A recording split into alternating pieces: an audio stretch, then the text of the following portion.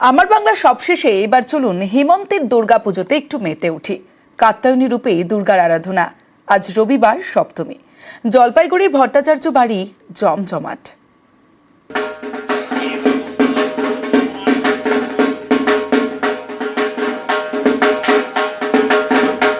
হেমন্তে দুর্গাপুজো, নানা আয়োজন, ঢাকের বাদ্যি।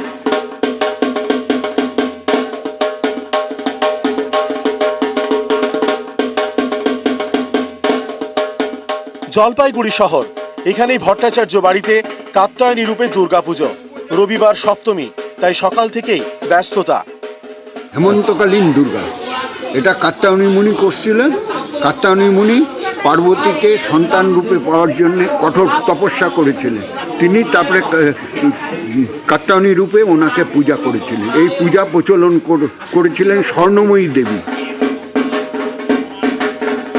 ভট্টাচার্য পরিবারের দাবি, পুজোর শুরু 228 বছর আগে ঢাকার মানিকগঞ্জের কুলিয়া গ্রামে।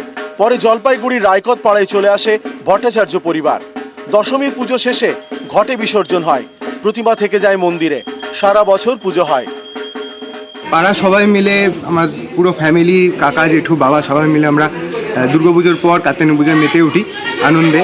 তো দুর্গাপুজোর সময় তো সবাই মোটামুটি বাইরে কাজেও থাকে, অনেকে বাইরে থাকে, আসতে পারে না। তো ডিসেম্বরে এই টাইমটা আমরা সবাই মিলে একসঙ্গে আনন্দ করা হয়। দুর্গাপুজোর মতনই আমরা আনন্দ করি।